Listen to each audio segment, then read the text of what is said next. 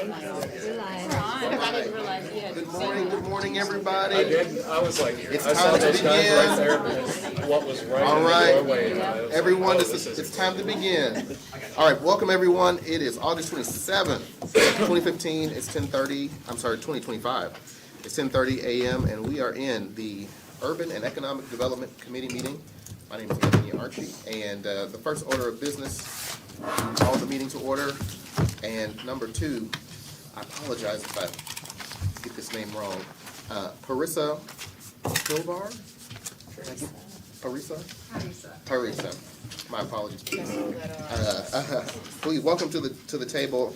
Reappointment to the Human Rights Commission. Term expires July 1st, 2026. Attended 6 of 9 meetings from Council District 4.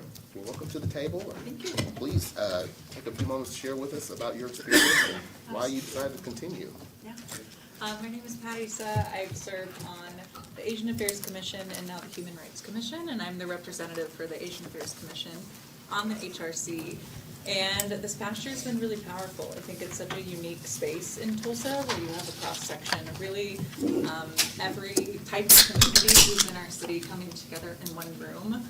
And I've learned a lot about what the HRC does, and I really understand it as providing a space for Tulsans to bring their concerns to the table, not necessarily to say that they'll be addressed in the same way, but that you have a voice at the city, and we help provide that and make sure that everyone's included in that conversation. So it's been a really special experience, and I'm hopeful to continue being a part of that conversation on how to make sure everyone is given a voice at Tulsa. Councilor Dr. Wright. Thank you for your service. You're one of the newer commissioners, and I'm just grateful that we were able to get that commission seated. And I appreciate you elevating the intersectionality of the work as human beings. There's a lot of crossroads. We're not just one identity. And so the Human Rights Commission, I think, through the leadership of previous leaders, saw that there needed to be those other Title V commissioners at the table because they were separated a little bit. And so I'm glad to see that like continuity is being valued, and of course we value the input of these commissions. You all are closest to the constituents that are experiencing the things that they're bringing to you to then deliberate, debate, and then make recommendations to us and the mayor. So thank you for being willing to serve on both commissions and just show up in this way for our community. Thank you. Yeah, we had a Title V retreat recently where all the commissions got to come together, and it was both unsurprising and also encouraging how we all deal with some similar problems, but maybe we need a particular way of communicating about them or tackling them, and I think spaces like that are super important. Oh, wonderful. I have Councilor Dutton and then Councilor Bellis. Yeah, I appreciate and second what Councilor Dr. Wright said. I know that I've seen you in the commission meetings, and I really appreciate your perspective and the fact that you're bringing in a cultural element as well, which is so vital in this space. And so I'm very happy to have you. Thank you. Thank you. Councilor Bellis? Yeah. I also wanted to mention just the table. I know we've had Teresa here before, but it's been a little bit. I know you also have a background of working in education, which is always a great intersection, especially as we talk about how to make sure people know how to access resources. And then also you do a lot of work, I think, in working to retain younger talent in Tulsa. And I think that's a really great perspective to bring to the table, kind of from that talent economic development perspective as well. If you ever end up with recommendations about, hey, because I think you even have data about this is why young professionals leave, or this is what helps people get access to information, please share that with us. I know I always say this to other commissioners too, you don't have to wait for the commission to have all unanimously agreed on a vote for something to make policy recommendations from the things you're seeing and discussing. So please don't hesitate. I appreciate that, and I think something, even though I come from a cultural angle, the problems that Asian Tulsas face are the same problems all Tulsas are dealing with. We just have a unique conversation or angle that we're coming in from, and I think the same for our young talent. So I came into it not knowing quite what the Human Rights Commission's jurisdiction or responsibilities are, and I now really understand it as being a committee that creates space for everyone. And I know that if you're moving to a new city, you want to know that that's there for you. So I found that to be super crucial. Thank you so much. Yeah, thank you all. September 10th, we will be voting on your confirmation, and you're more than welcome to speak as well if you Thank you so much. decide to come. Thank you so much. Item number 3, ordinance amending the fiscal year 25-26 budget to transfer available appropriations of $300,000 between account groups within the TARE Refuse Operating Fund Green Waste Contract. Board. Jared is with Moore, us. Budget. This action is just transferring $300,000 of existing dollars between their capital outlay accounts to their other services accounts within the Public Works Department and the TARE Fund. Essentially, they're needing to be able to pay the vendor to work down a backlog of green waste before the commercial vendor takes over. And they'll have capacity to do this because they are gonna need less for cart replacements this year because a large order was purchased right at the end of last year. So should all net out to be fine. Any questions? No? All right, wonderful. Item number 4, ordinance amending the fiscal year 25-26 budget to make supplemental appropriations of $250,000 recognized from unappropriated fund balance within the TMUA Water Operating Fund, Energy, Engineering, and Service Emergencies. This one is a matter of timing. It is increasing appropriations by $250,000. The short story behind it is this is an on-call emergency contract that Water and Sewer Department keeps for emergency repairs. It should have just been under contract at the end of '25 and carried over to this year, but the contract expired in that magic window between closing the year and starting the new year. So the money went back to cash balance. We're just appropriating it back into action, and they'll be able to finalize that contract. Okay. Magic windows. Magic window. You'll see more of that next council. All right. Any other questions? Okay. Moving right along. Ordinance amending fiscal year 25-26 budget to make supplemental appropriations of $175,000 recognized from unappropriated fund balance within the Public Safety and Protection non-federal subfund, Law Enforcement Records Management. Yes, sir. This one is appropriating $175,000 to the IT department, who's going to manage on behalf of the prosecutor's office to purchase and implement Carpel. It's a records management software. The funding is coming from the settlement that we had with Central Square Technologies last year for their mismanagement of the records management project. This piece will be used by the legal department to maintain basically data integrity for their information between their plot of documents, municipal courts, and the police departments. But it's part of the overall larger project, and this is just the prosecutor's piece. Counselor Dr. Wright? Thank you. This isn't the total amount though, right? Or is it? Well, this is for this one vendor piece, and I do have the project manager behind me, Miss Sherry. I mean, in Thurston, the but whole No. fund, okay, No, just ma'am. wanted to be clear. This is only about $38,000. This will be an ongoing cost after this. The rest is just the first-time implementation. But to your question, no, this is just one little piece. From the mismanagement part is what I'm Yes, asking. $3.8 million. 3.8 million, I didn't know if everyone at this table or in the room was aware. Thank you. Counselor Gilbert? Yeah. Surprise, So- welcome back. So being old and yet new. Yes. So is this part of the changeover of the record management system to replace Traces? It's like a 8 or 10 year project at this point, right? Yeah, I'm looking and so, at- Yeah. so where are we on the project of, if anybody knows, where are we on the project of completing this? That was in IoT? Yeah. So, Sarah looks like she might know, or no? Well, the project manager probably can answer better. The last I heard was spring deployment, but I don't know if that's a phase. Should we put it on for a If future that's a agenda? phase, well, I think the Okay. project manager's here You and can probably come could over. answer better than I could. yeah, come to the table, please. All right, the project manager's. I was just. Yeah, I'm Sherry Thurston, Program Manager for the RCMS project. The go-live date right now is scheduled for May 4th, 2026. That includes police and courts. The prosecutor piece was not delivered as per the vendor, and so we have to purchase a separate project to ensure we can integrate all of those departments.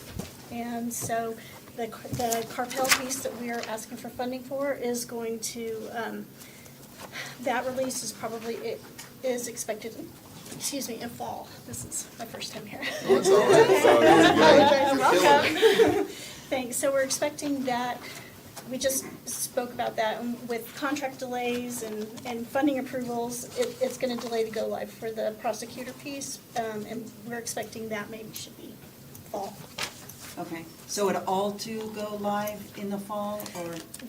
Well, with all three pieces, Okay. yes, in the fall, but, the police and courts would go live in May. Okay, Yeah, well, and that's pending the tribal compact and any impacts to the project that might have. So, Any questions or follow-ups? it's just taken a long time. it has taken a long time, and part of that was the vendor that we had to, so, Yeah. yeah, Okay, all right. hopefully we're not gonna use that vendor again. So, That's- Thank you. yeah. Counselor Bangle, did you have your hand up? No, Okay, all right. no bid here. Very good. All right, thank you so Thank much. Thanks. Item number 7, rezoning application Z7821 from RS3 to CS for property located north and east of the northeast corner of North MLK Boulevard and 31st Street North, requested by Robert Bell, Bell Land Use LLC. This is in, Mr. Chair, I think you missed item 5. did I miss item number, oops. Yep. Sorry about that. Yeah, I did miss item number 5. Let's do it. Jared, are you still here? All right, Jared's here. Item number 5, ordinance amending the fiscal year 25-26 budget to reduce appropriations of $96,651 within the golf course fund. This one is just a alignment of the budgetary threshold on it.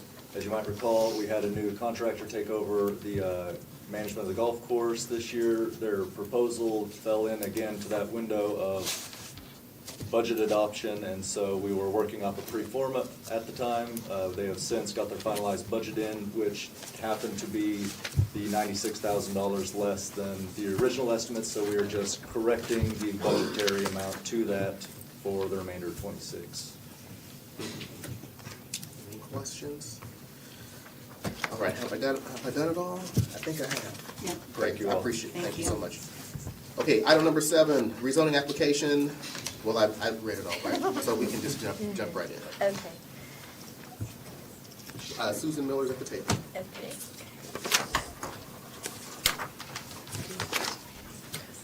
Okay, so this is, this property collectively is about 2 acres, south of the Gilcrease Expressway by MLK. The request is to go to CS. There's no, I think, imminent development proposals here. It is also, oh, I should have had you read the next, can you read the next one as well, please? Sure.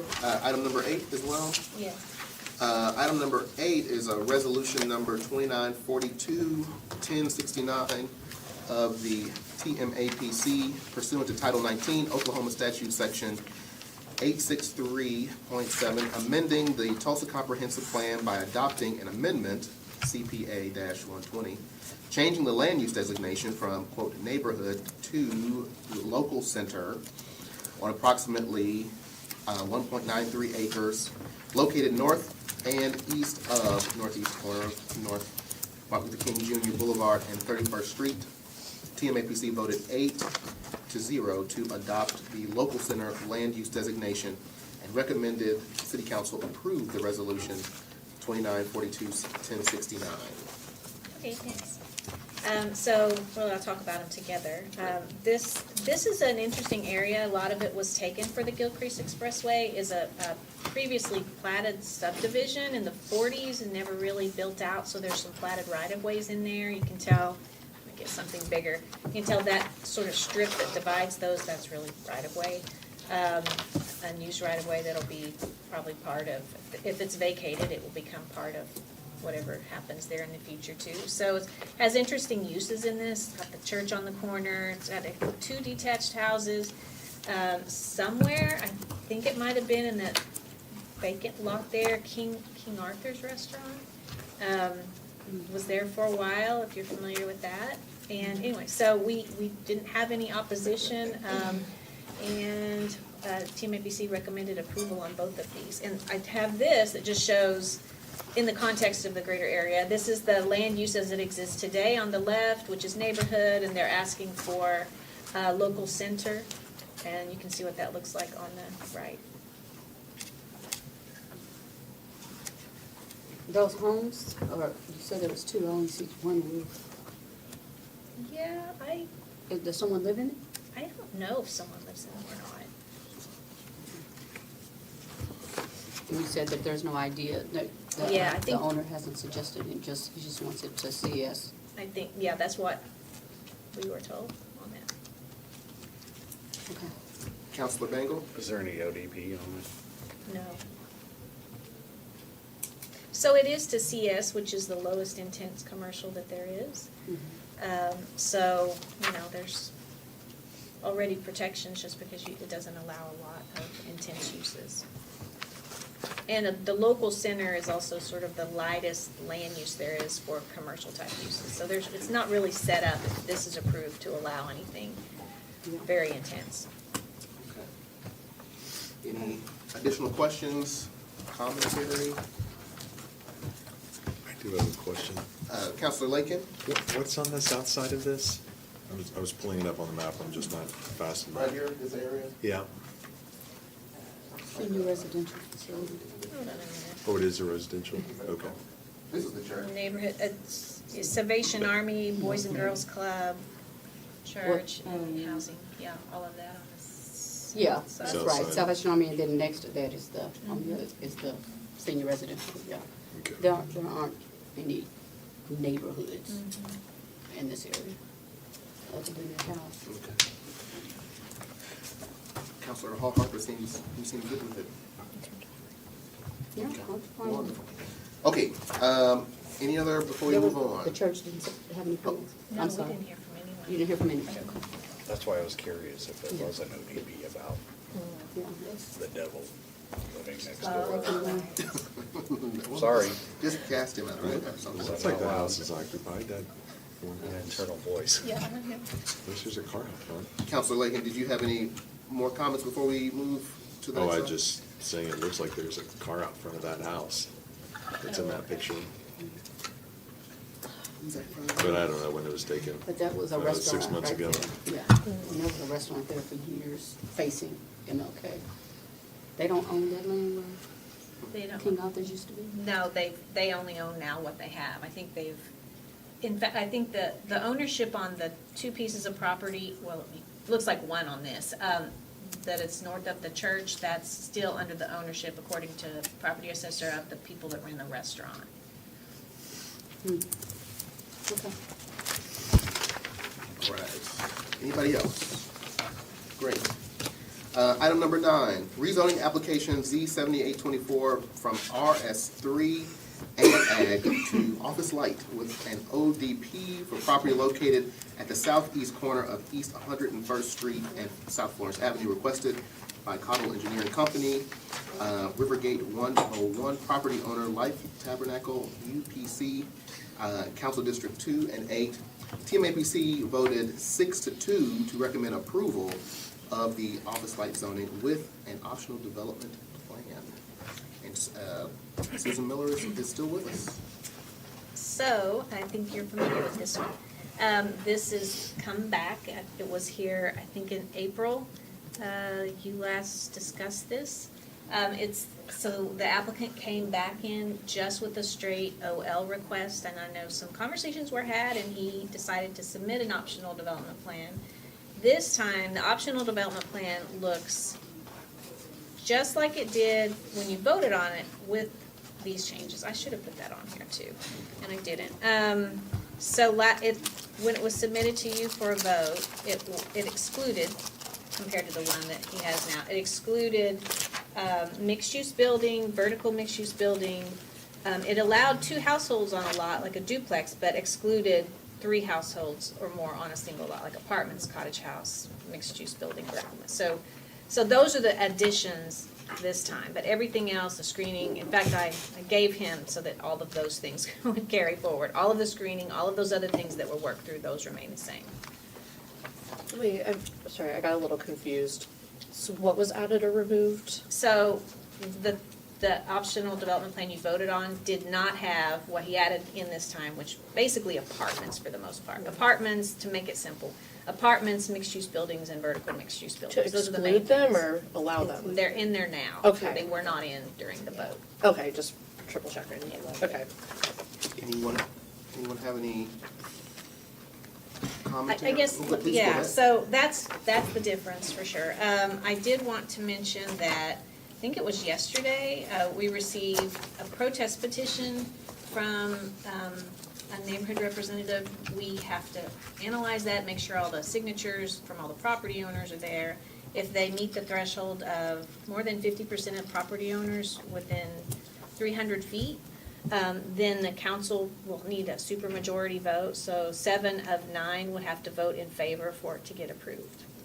So we're still looking at that to see, we probably haven't even started, we just got it yesterday, but we'll need to look at that to see if it meets that threshold. Counselor Dutton and then Counselor Lakin. Thank you, Susan, for the presentation. I appreciate the fact that this applicant wants to create apartments, being that we are in this housing crisis. And so I'm glad that that was added to this at this time. So I That's will what say, wants to. and I can't really speak for the developer. I have heard him continually say that's not in their plans to do that. What happens there, if it's allowed, you never know. But that is not, I think, in his plans. At this point, there is a preliminary, there's a couple more pieces to this. Okay, so when this came through the first time, there was a preliminary plat that was approved that, established it or subdivided it into lots, OL lots. Of course, that can't go anywhere unless the OL is approved, so it's just sort of sitting there. So that is his intent, is to create office lots for a small a small office park. This was a unique thing that happened, is the last time he came in, submitted a comp plan amendment for multiple use, and Planning Commission approved it. Planning Commission recommended approval of the zoning and approved this in December. And then it got taken offline a little for neighborhood discussions, and there is a provision in state statutes that talk about if the council doesn't act within 45 days of transmittal of a comprehensive plan amendment, then it becomes effective. So that's what happened with this one. So that is why that is already in place for multiple use, which is, office, even residential. I mean, it's not really limiting to only office or only anything. It's pretty broad. Thank you, Susan. Counselor Lakin. Yeah, I need to remember all my questions. So if we were to go, do you remember what Nathan, I have so many questions. So do you remember what Nathan said the last time? I know he's still on maternity, he's back? Okay, so we can ask him this question directly. Hopefully he'll come to the meeting on the 10th. He can come here if he's watching right now. Come on, Nathan. Come on, Nathan, Join come us. around the corner. Okay, well, I'll wait and see if he does actually come to this meeting, given that we've now called his name.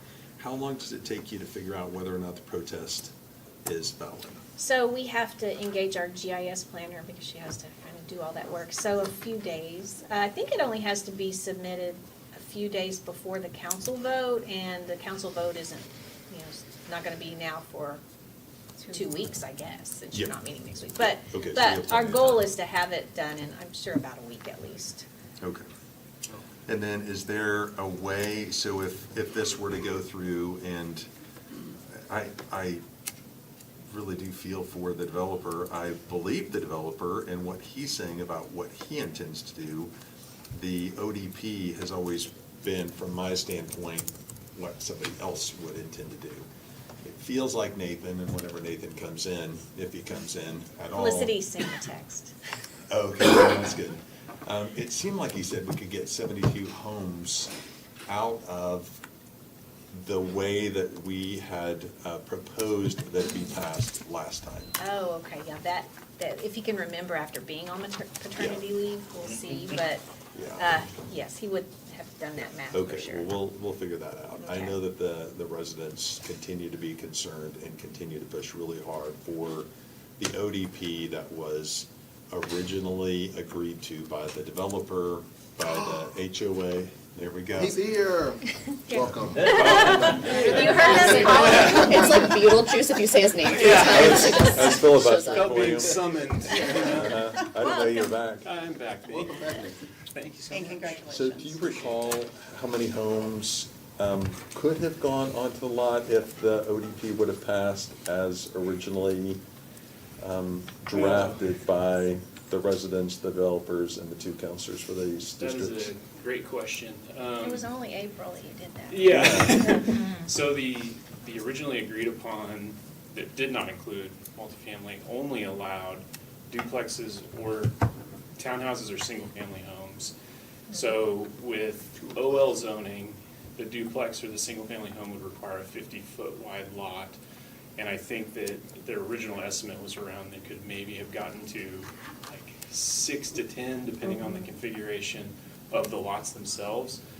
The original plat they submitted did not include any type of residential lot. They were all set up for office, but that would have been maybe the max amount that would have been accommodated based on what they showed us with that first plat. Yeah, I think it was 8. Yeah, and that would obviously change under the new proposal that includes additional housing types. Townhomes are a little bit harder to predict because townhomes can get smaller, like the lots are much smaller for a townhome. So I think they could probably push that limit up on a townhouse, but they would have to provide frontage for each of them. It would require some significant infrastructure improvements to get that off the ground. So we haven't really seen a layout for how they would do that. Yeah, well, I would love to know whenever, take your time. I mean, we have between now and the 10th, I'd ask that this be put back on for committee on the 10th, before we go in for the vote. But, yeah, if you could just let us know how many homes could have been part of the first original ODP as agreed to by residents, developers, and the 2 counselors versus what this could end up being. I mean, Sure. I'm sure this number would be significantly different, just depending on uses, but there's got to be a max number versus. Yeah. Of specifically apartments you're looking at, or? I guess probably the max density Okay. in one version versus what it could have been in the other version, where there was opportunity for housing units to be above the office. Okay, yeah, units. we can definitely take a look at what the density allowance would be. The other piece of this that makes it a little challenging to estimate is the zoning code in an OL district uses a floor area ratio. So it's not like our residential districts that say Yeah. this much square foot of lot supports this many units. It is this much square footage of a lot allows this much square footage of building. How they divvy that up into units is solely on the developer. So the number can shift a lot. If they're doing efficiencies, they can get a lot more than if they're doing 3-bedroom apartments. Yeah. But we could maybe find a range of what might be practical. The other thing. Total square footage of. Yeah, like at least how much square footage of residential would be allowed. The other thing is, each version has always allowed detached homes as a use, and, you know, theoretically, a subdivision could go here that would accommodate, I don't know how many single-family homes. So that would take some math also. And we have to account for a significant portion of this lot is floodplain that would not be Right. part of that. So. Right. Yeah, well, I know you went through some initial work on this and had talked to Counselor Archie and me about those numbers, but Yeah. I can't remember the numbers. Yeah, we can find what Yeah, we've talked okay, about. just some range. Okay. To help us out. Sure. And then, I guess, back to my original question, I guess if this were to be voted down, let's see, the protest goes through, doesn't have enough votes to go through, is there a way to, I guess it would be possible to amend this so that we ended up with the same ODP that was originally drafted and agreed to. Sure. That could be part of the motion. Yeah, I think the council has the ability to change anything about the ODP as part of their motion, and if there's a consensus amongst them as to what can be in it, then you could get there. And then what has the developer paid in order to go back through this process again? Another $1,800. 1,800. And does the council have the ability to waive that fee should we get back to a place that we were 4 months ago? Well, we did have Is that the to, ought to thing? we had to send out another round of notices, so the city incurred the costs for the mailings again, the posted signs on the property, because of it being a full new zoning case. So at least those costs, I think, would have to be accounted for.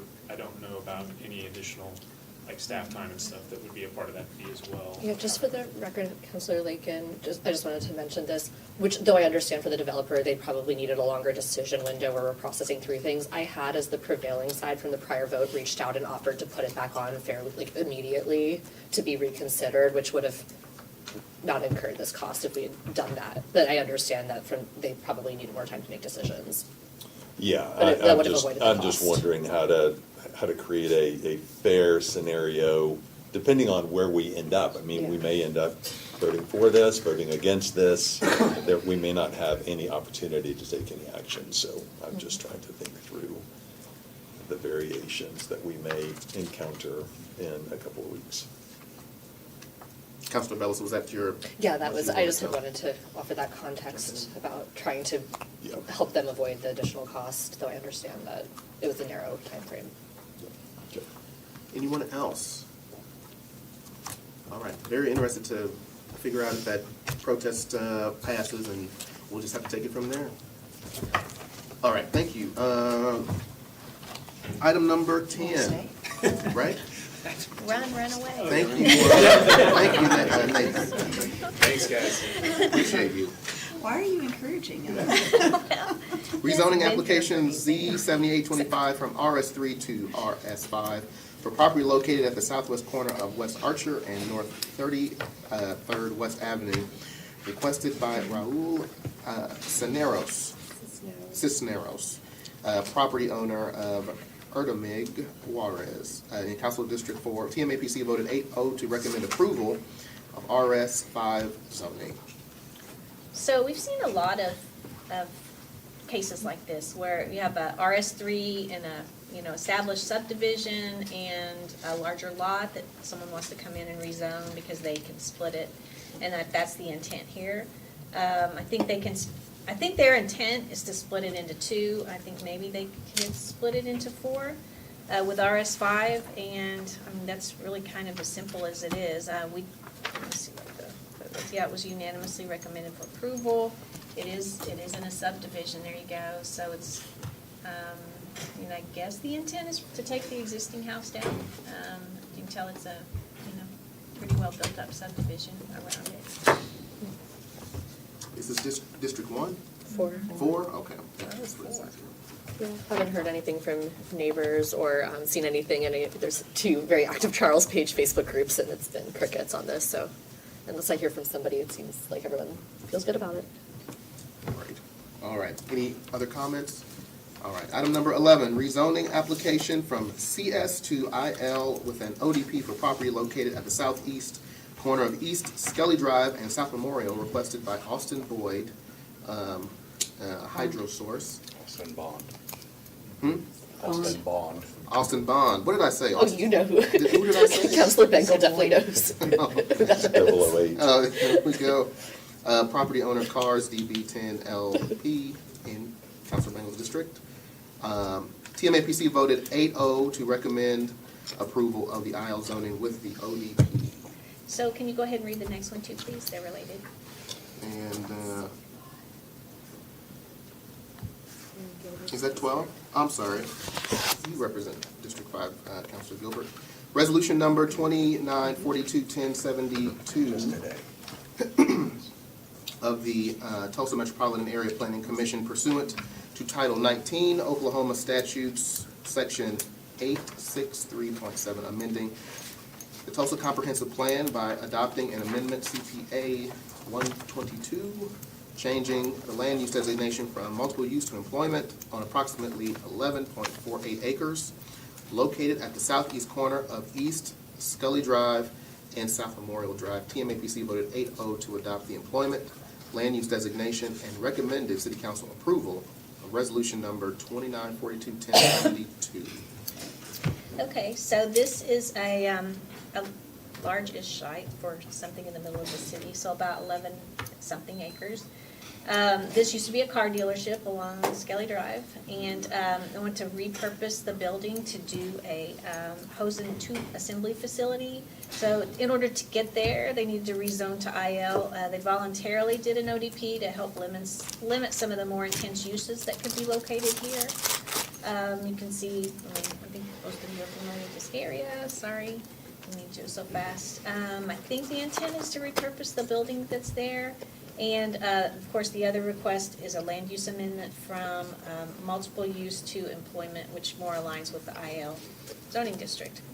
I know that Councilor Gilbert had a meeting, so that, I mean, we in our office did not hear from anyone, but I'm sure other people know more about feedback than I do on that. Councilor Yeah. Gilbert? So we did have a neighborhood meeting, and everybody was very excited about it. The owners of HydroSource were there to talk to the residents, and everyone was just excited that something besides a car dealership was going in there. So HydroSource, they're already located over on, by the airport on Virgin, and they just have overgrown they're to the max of their facility that they have right now. So this car dealership just fits everything that they need for their manufacturing, so. Wonderful. Community engagement is always great. Yeah. Anyone else want to make a comment? Keystone Chevrolet too. Councilor Lakin? So, yeah, is it still an active car dealership? No. Okay. It's I've been driven vacant past there for many years. many times. I just have not There's paid attention. There's a Nissan dealership next door to Right, it. yeah. But the Chevrolet one has been vacant for a few years. Okay.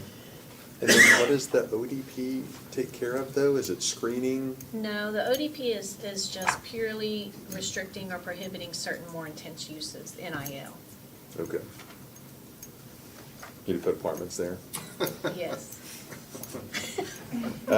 Thank God. Okay, so on the screening elements, there's no issues from your standpoint on the screening aspects? Okay.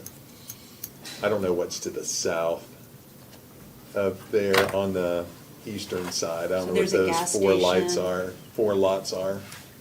Oh, They may already be screened. I just don't know. Oh, I I'm haven't sorry, driven let me around go there. to aerial. so there's a gas station there on the corner, Yeah. then residential, and over on the west side, you have a McDonald's, you have a Western store on the Oh, yeah. north side. Been there, Yeah. like in 1992. Yeah, and then you got Drysdale's further down, so, Oh, that's the one that I went to. yeah. Oh, it's not Drysdale, Boot Barn Hill. but- What's Yeah, on the, yeah. what's on the southeast corner of that lot, though? Right there, is that just That's office just light? office, Okay, office space. and there's already something there separating them. Isn't that medical facility as well, clinics? Okay, I don't think so. There's a medical facility further down by the hotels. But those, that office space is mostly used for like insurance, private businesses. You know, like Jack's Patios or something? No, Jack Will's is on 41st, Oh, okay. so it's a mile south. Yeah. we're all kind of close. That's mine. It's amazing how much we You guys don't should know come to about D5 each other's Mile. districts. Jack Wilson's on 41st. Yeah, All right. it's a mile away. It's a mile south, so. Anyone else? All right, very good, very good. Item number 13, ordinance ZCA-07, amending the City of Tulsa zoning code, Title 42, Tulsa revised ordinances, for the purpose of clarification and cleanup to the following Chapter 5 residential districts, 10 mixed-use districts, 15 office, commercial and industrial districts, 20 overlay districts, 25 special districts, 35 building types and use categories, 45 accessory use and structures, 55 parking, 60 signs, 65 landscaping and screening, 70 review and approval procedure, 70 administration, 85 violations, penalties, and enforcement, 90 measurements, and 95 definitions to ensure ease of usability and enforcement of the zoning code. All right. Okay, so, on this item, Felicity Good from the planning office will join me, so we'll both present. I do wanna say, this is a lot, we're gonna just try to move through it pretty quickly, so if we can go through it quickly, and if you have any questions, we also, and I don't wanna, like, delay all of the meeting time, but we do have this, what is in your backup, some copies of the longer version, if you're interested in that, so, I'll just offer that in case you want one. Otherwise, it might make it more complicated to look at everything at the same time. So first I want to just talk, and I know that I do this every time when we bring a round of what we call cleanup amendments. And so this is zoning code we're working out of now, became effective in 2016. At that point, shortly thereafter, we said, we don't want this to get so old and out of date, and we want to make sure we're keeping it. We're cleaning up things as we find them. We're fixing problems as we see them. So we've had this team since that time, for 9 years. Our office, Development Services, Code Enforcement is a fairly new addition, which has been really helpful, and Legal. So we've met every other week for 9 years, and we have draft amendments. We've brought at least half a dozen of these batches forward. So that's what we're doing today. The land use administrator, which is me, has the ability to initiate these. So I'm very particular not to do anything that is like a real policy change or any big shift like that. So these are really kind of clarification, cleanup, fixing problems as we see them. And this was recommended for approval by the TMAPC. Okay, so we're going to try to move through these quickly, but and then we'll move through them quickly, and then let me know at the end if you have questions. Okay, so again, cleanup. When we did our housing feasibility amendments, these are the ones that kind of Daniel came through with me on. This just wasn't fixed. We allowed cottage houses in RS5, but we didn't change this bigger chart to show that. So this doesn't allow anything new. This just shows what was approved in a different way. Something else that inadvertently happened is that because Chapter 45 is an accessory chapter and all of our accessory dwelling units, we put that information in that chapter, but somehow in the neighborhood infill overlay and neighborhood infill overlay 2, which was a big part of those overlays to allow ADUs by right, those two sentences fell out. So we need to put those back. That's a big part of those overlays. Arterial setbacks on corner lots. We have a provision for street setbacks on corner lots or side street setbacks, which would apply to corner lots. For reduction along a non-arterial street, we've had at least about 10 through variances, and then about 3 through administrative approvals. Reduced, that's something we're seeing very routinely. Don't really see why we can't reduce it on an arterial street as well. A lot of those have been approved. There's still the restriction about street-facing garage doors, which of course is the driveway and all of that stuff. So that's a cleanup we've seen, or I consider that more of solving a problem. It's a problem that we've repeatedly seen that doesn't seem to be an issue and should be easier for people to do. This is really something that when we updated our comp plan in 2023, we did change some of the land use designations. The MX district had some of those land use designations that were just wrong because we've changed some. So it's deleting the references to those that are no longer. Also, we reduced the minimum ground floor ceiling height in mixed use from 14 feet to 12 feet. That's what we're seeing come in, and people were having to get variances to those things. So that, and let's see. So this next one relates to the street frontage requirement for townhouses in office and commercial districts. So currently, most of our office and commercial districts have a 50-foot minimum street frontage. But if you think about townhouses, those are typically more like 15 to 25 feet wide. So that applying that street frontage requirement to each individual townhouse unit would make pretty much any townhouse project infeasible. So we've added a footnote that applies that street frontage requirement to the townhouse development rather than the individual units. That's how we do it in our residential districts currently, so it's the same as that chapter. And the next one, this is really just a correction. So daycare uses are considered public, civic, and institutional uses, but for some reason in our agricultural district table, they're listed under the commercial category, so we're just moving them into the correct category. This next one is updating a couple of use definitions just for clarity. So the first would be for transitional living center. It's just really like unnecessarily detailed, and it has a specific period of time and built into the definition as well. So we just proposed deleting that last half of the sentence to simplify it. We don't see that in any of our other group living uses. And then the other definition is for personal vehicle repair and maintenance. This definition is basically one really long run-on sentence, so we're just splitting it up into two sentences there.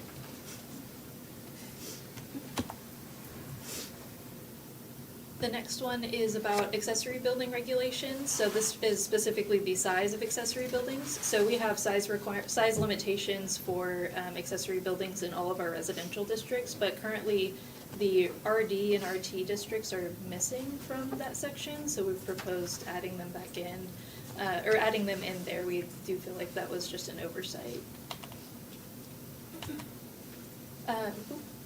You know, back one more. Oh, we did. And then the other one relates to the entrances for accessory dwelling units. So right now, accessory dwelling units, there's a requirement that they can't face the nearest side or rear property line, but it doesn't really take into consideration corner lots or double frontage lots.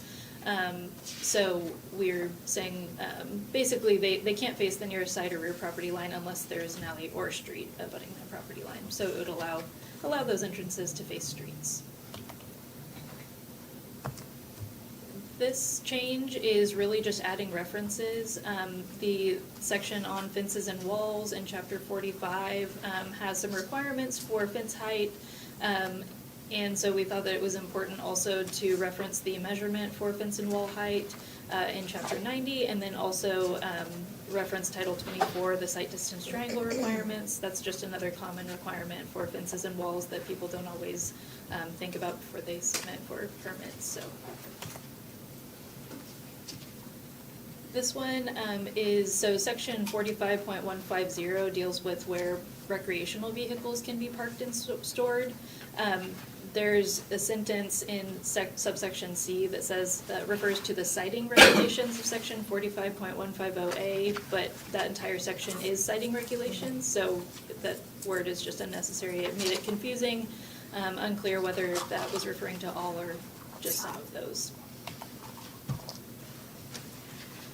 So these changes are a little bit more involved. There were a few issues that we wanted to address about driveways and parking area surfacing. So the first deals with ribbon driveways. So currently in everywhere except in agricultural district, you have to have an all-weather surface for your driveway that serves a residential property, but there are a lot of places in town, like our older historic neighborhoods usually, that have ribbon driveways, which are like the two strips of concrete separated by grass or another pervious surface. Those are really common, but what we found was in reviewing permits for driveways, our Development Services Department maybe wasn't always considering that to be an all-weather surface. So this does allow ribbon driveways to serve residential properties, but has some material and dimension standards added to make sure that they meet an actual car driving. And that only applies to residential uses. The other thing here is, so the RD, this is kind of similar to the earlier one, RD and RT districts were missing from our maximum driveway width requirements. We're proposing adding those references in, changing lot frontage to street frontage in table 55 6. We don't use lot frontage anywhere else in the code. The term that we use is street frontage everywhere else. So, and then the last thing is about pervious pavement requirements. So pervious pavement systems are allowed, but there's a list of requirements that they have to meet. If you have ever read it, it's very confusing about which types of pervious pavement systems are allowed where. It seems to kind of conflict with each other. It's hard to apply. So we have proposed deleting a couple of those sections to just make it a little simpler, so you can have a pervious pavement system. And then this other item relates to drive-through facilities. So this is one that we have seen a lot through the variance process. Frequently, drive-through facilities are asking for a secondary drive-through sign. So currently, if there are 2 order stations, they're allowed 1 primary drive-through sign per order station, but only 1 secondary sign per lot. And so the proposal is to allow 2 secondary drive-through signs per lot. So 1 for each order station, so they are just basically the same for each lane. And then the other thing is about drive-through facilities facing streets. So this is a very common variance request that is approved. A lot of times, especially on corner lots, drive-through facilities, restaurants ask for variances to allow their drive-through facilities to face the street. That's prohibited currently. Those are often approved, but there's not really, the purpose of that is to make it so that, you don't have a lot of headlights or cars driving around along the street. So we've proposed allowing drive-through facilities on corner lots to face the street, but establishing a new S2 mid-profile screen, which is a little bit more enhanced screening requirement that's really intended to shield vehicle headlights, the height of the wall that's required there as well. Okay, so this is something, our zoning code was never very clear on the council's role in optional development plans as far as adding them. As you know, especially recently, council has added optional development plans at this stage. And for a while, we were going through sort of a routine process of sending it back to planning commission, and then it really got to the point where we're like, well, all it is doing this. It's easier just to do that at council. So we just wanted to be clear that that is something that the council can do, so that there's no confusion about it, and it doesn't get encouraged to go back to planning commission and stuff like that. So that's really what it is, because you always have the authority, once we've done our notices, to approve something of a less intense zoning covered in the zoning code, or add an optional development plan. So that's just putting it on paper, so we quit having that debate. And also, this is I ran across this, thought we fixed all these, but it's been several years since the Board of Adjustment did land use spacing verifications. It really got overwhelming during the dispensary surge because they had to be 1,000 feet from each other, and they would just show maps of the Board of Adjustment, and then we would just started thinking this is better off to be an administrative function. So development services have done land use spacing verifications or land use spacing evaluations for years now, and that just needed to be taken out. And this is something the Preservation Commission, a couple of things that I did talk about since the mayor appoints the members. I did talk to the mayor's office about this. We have a couple of issues on the makeup of the commission here, as far as we have an arts commissioner that, it talks about an arts commissioner shall be on the Preservation Commission, and we've, everyone's busy. Arts Commission is a very busy commission, so, we've had no one that had the ability or wanted to be on the Preservation Commission from the Arts Commission. So that seat's been vacant for 2+ years. Also, there's term limits on preservation commissioners. Never practiced, no one ever, and I don't know any other board that has term limits.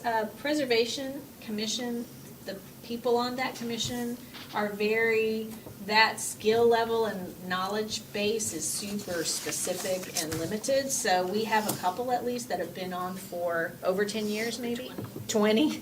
So clearly it's not abided by anyway, and really it would be a detriment if we started kicking off members that have been on there a long time that really understand that at a pretty deep level.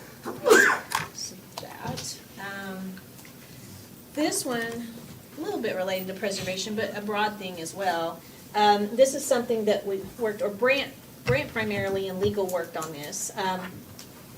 So right now, the zoning code only allows for stop work orders, it talks about the development administrator, and sometimes when code enforcement is out in the field, they need to also issue stop work orders.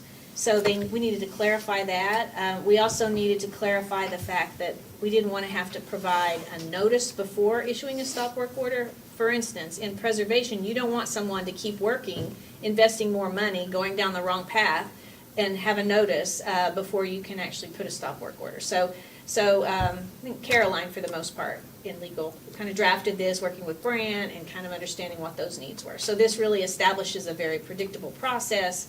And it really, I mean, it's good for us, but it's also good for the property owner because it allows them to not go too far down the path of work before the city needs to intervene, and maybe it's nothing that can get approved in some way, I don't know. So that's that. This year, okay. So We're almost done. Yeah, I'll wrap it up. Sorry, my new mom self is like struggling, 'cause I'm just naming, I have an item up next, I'm naming this to my colleagues, and I don't want to have to pump at this We're table, almost but I done. will. Promise. We're moving fast. Yeah, so keep your questions for the next one. Okay, so this is in, these changes are in table 90-1. So this deals with setback obstructions in residential districts. Really, all the changes that we're making to this are adding table notes or adding references to other zoning code sections that are incorrect, that conflict with this table. And then the final couple, so accessory buildings and rear setbacks. Again, the text says building coverage, but the table refers to accessory building coverage, so we're adding accessory there to clarify that that is limited to accessory buildings. And then finally, we have realized that our definitions of yards are really unclear and kind of create sort of a no man's land when we have irregularly shaped buildings. They're very generic, so we've proposed updating the definitions of different types of yards, and then combining all of our figures into one combined figure to kind of make it more clear. So those are the proposed changes. Wonderful. Councilor Ellis and then Councilor Lakin. That was a lot to dig through. Though I know that they're all largely super common sense updates, though there's a I know lot. some of us may have different implication questions.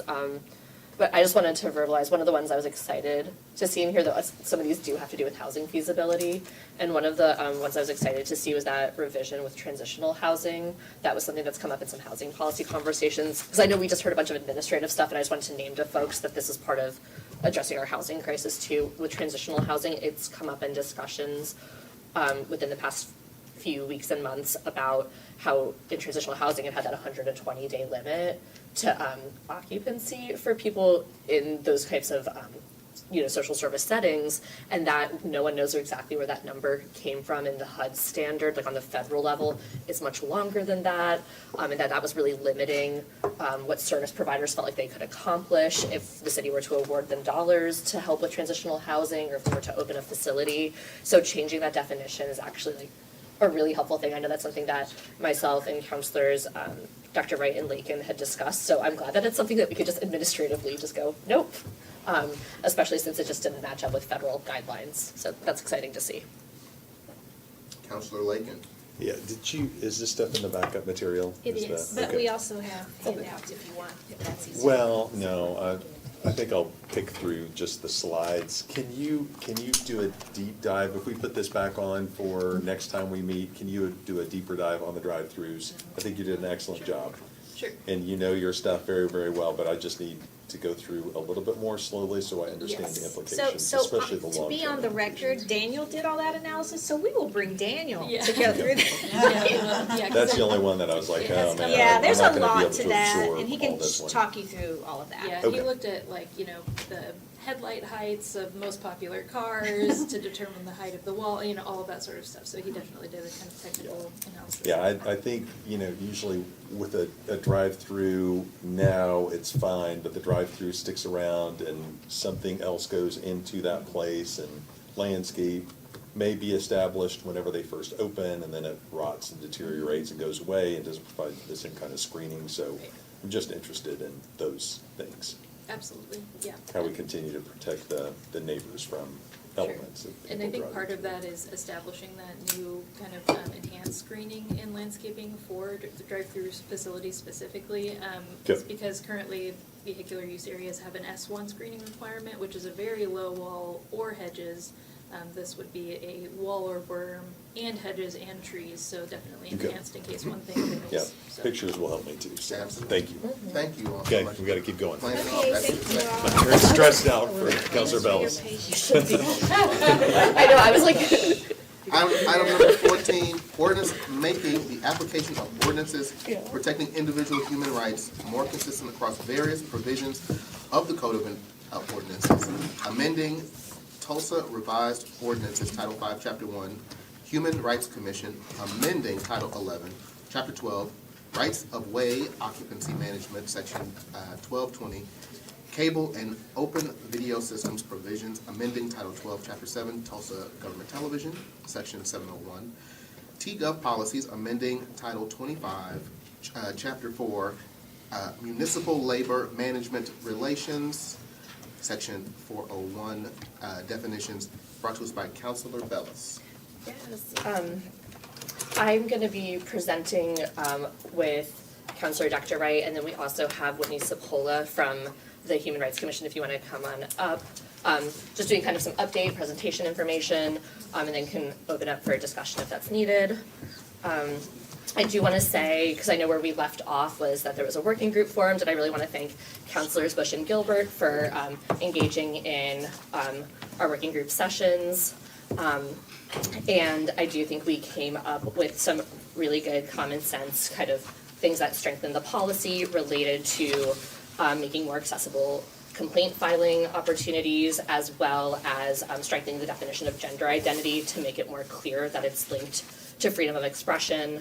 That work was also done with several human rights commissioners and the Chief Compliance Officer, LaKendra Carter, who I'm really grateful for her dedication and expertise. Unfortunately, the effort's been severely undermined, and I'm going to read a prepared statement by myself and Counselor Dr. Wright, and then I'll pass it to Counselor Dr. Wright and Whitney Sapola, a Human Rights Commissioner, to go over some factual information and fact correcting.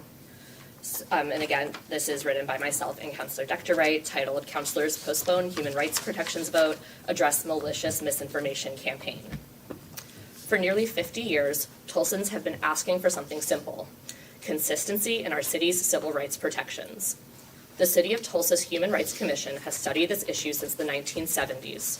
Over the years, Tulsa's municipal leaders have acted, whether by extending housing protections in 2015, safeguarding city employees in 2019, or unanimously passing a welcoming resolution in 2023.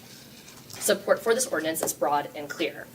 Business leaders and residents from all districts have voiced support. Dozens of speakers have testified. Data has been collected and presented. Letters of endorsement fill the public record. Twice, the Human Rights Commission has voted unanimously in favor, urging the City Council to act. Despite widespread community support, it has become clear to us that individuals within the highest levels of the current federal administration are actively spreading misinformation about the ordinance, our city, and our residents in an attempt to cause this effort to fail and spread fear. This ordinance now before us is reasonable and pragmatic, making protections consistent across city ordinances, adding veteran status as a protected class, expanding accessibility for filing complaints, and ensuring representation for all Tulsans.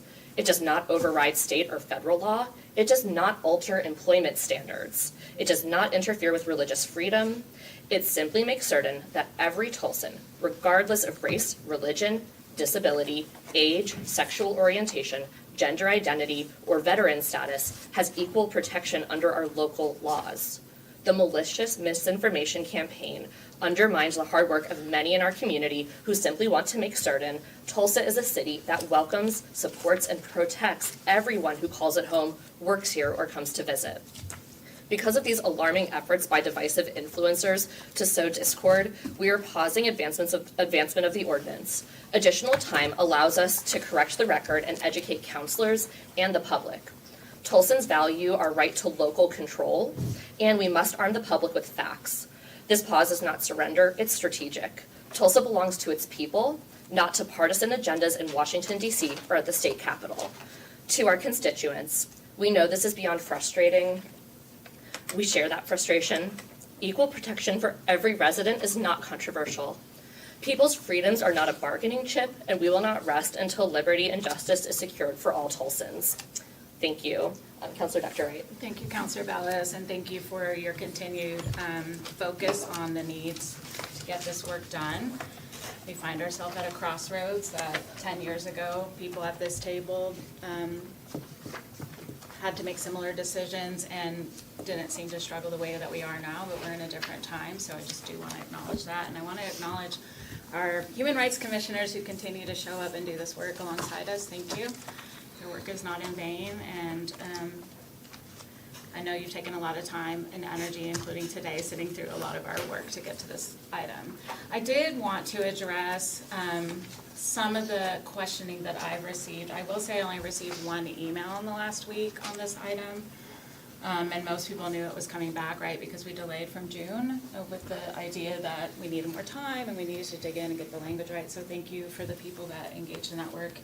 And most of all, thank you to Councilor Ballas, who was on parental leave doing that work. That is a bit above and beyond, I think, than a lot of us would have done. So I did want to address the notion or the question as to whether or not this is needed in our community. I would think, again, the folks who continue to show up and tell us it's needed should be listened to, but if we need some other information to provide to people that are questioning why now and is it necessary. I did a search of just publicly reported anti-LGBTQ violence, threats, and vandalism from 2010 to now. I do want to acknowledge that because we don't have protections expressly stated, it's hard to feel like you can complain and be protected. So it's kind of a chicken and an egg situation, and when we get to the next agenda item where we're talking about rape, I will make that same assertion. Sometimes crimes, threats, harassment happen, but the people who are impacted don't feel like they can come forward. So I offered these 10 incidents in that spirit, that these were very public, happened in Tulsa, and were well documented. These were all investigated, and I tried to provide outcomes where I could find the information.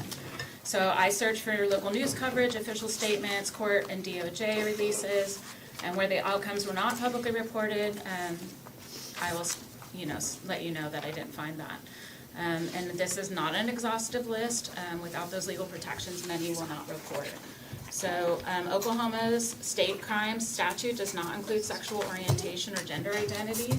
I have shared that with people this past week and they're surprised. So I did want to unequivocally state why we're doing this. Oklahoma State hate crime statute does not include sexual orientation or gender identity, and we all have both. Bias-motivated cases are sometimes pursued federally instead, and this gap affects how incidents are categorized in local reports. So these are the profiles I was able to find. One, an assault of Cody Rogers at South Tulsa House Party on February 25th, 2012, that was reported February 29th. This was at a private residence in South Tulsa. It was an assault of a gay teen, Cody Rogers. He was beaten unconscious after intervening to stop an assault. Attackers allegedly used homophobic slurs. This was reported on local stations Fox 23 and online at LGBTQ Nation. I have the links to both if you want to see them. There was coverage on blogs and social media. The attackers reportedly charged with simple assault per contemporaneous reporting. No further public outcome found. Number 2, stabbings near Tulsa Pride Festival at 4th and Frankfort on June 1st, 2013.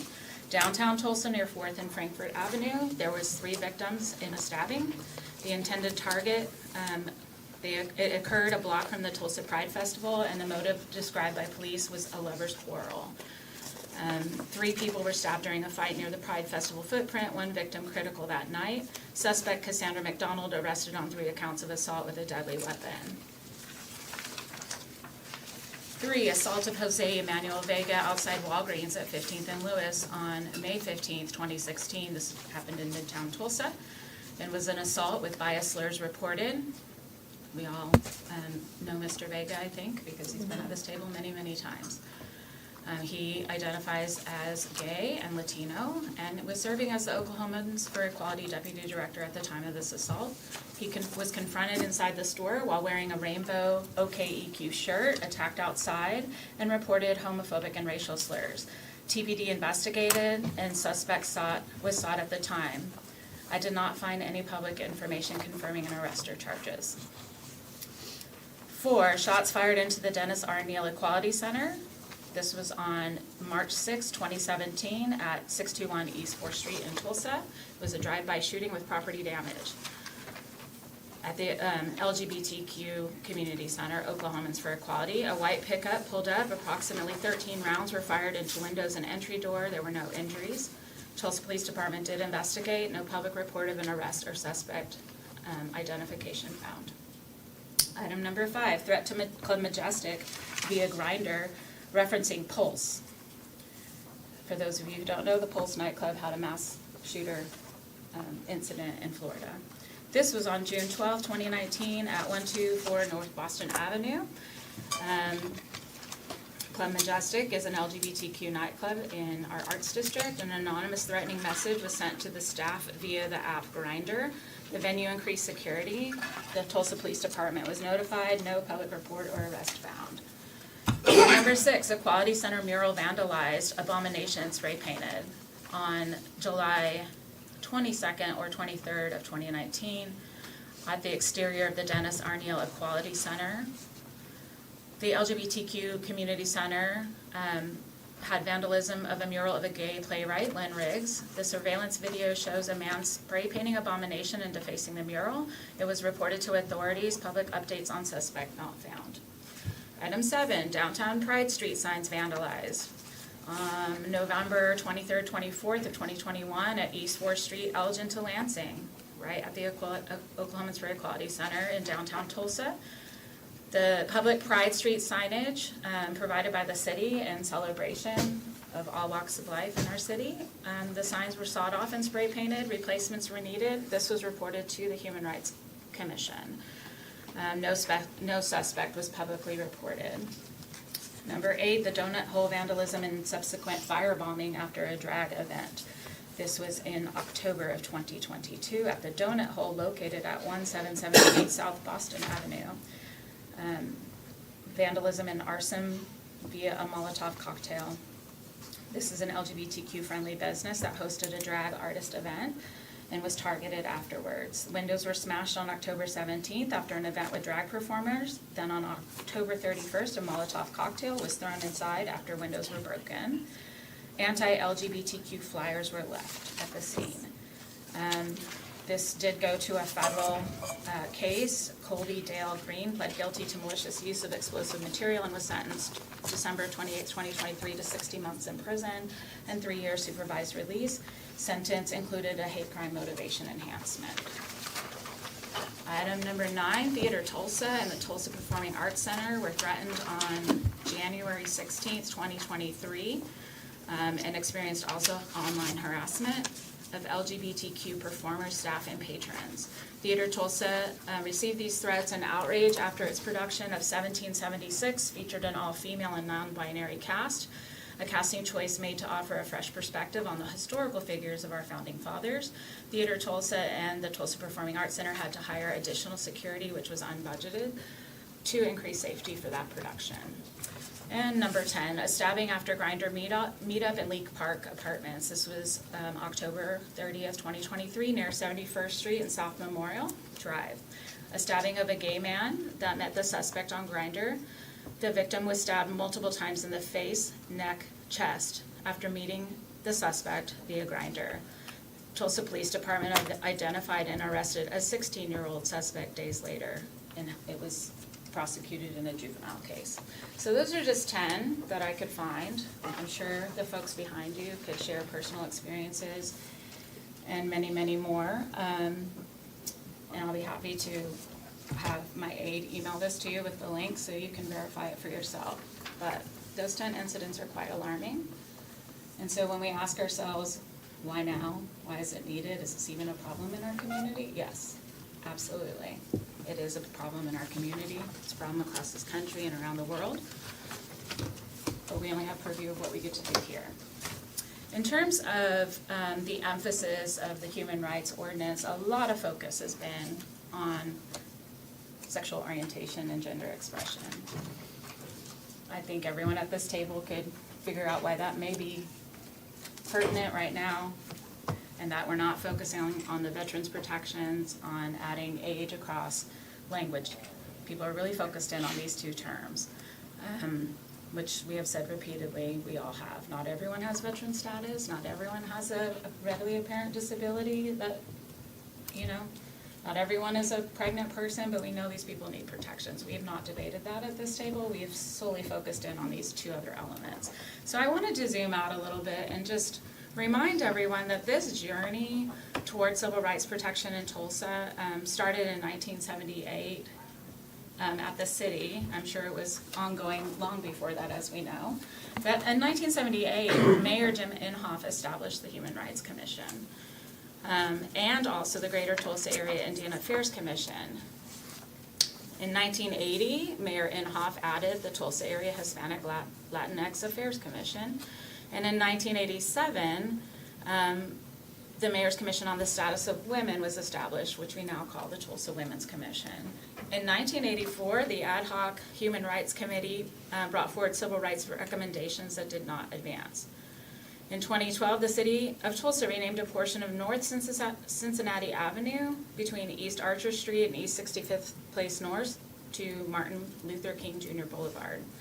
In 2013, Tulsa renamed Brady Street to MB Brady Street and added the honorary designation of Reconciliation Way.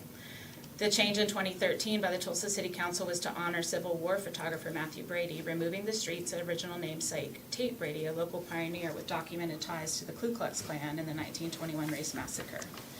In 2015, the Tulsa City Council, which at that time included Councilors G.T. Bynum, Councilor Phil Lake, and Councilor Karen Gilbert, and Councilor Vanessa Hall Harper, updated fair housing policies to include protections for sexual orientation and gender identity.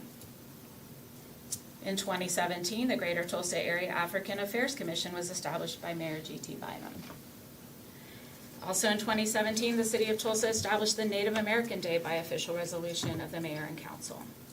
2018, 4th Street was renamed Pride Street in front of the Dennis R. Neal Equality Center.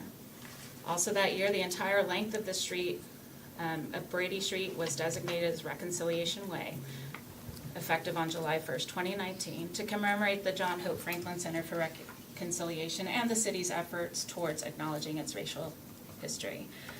Also, in 2019, the City Council unanimously passed a resolution in support of the Equal Rights Amendment, ERA, on March 27th, 2019. That was the first thing I ever brought forward as a city councilor, and we had a unanimous vote.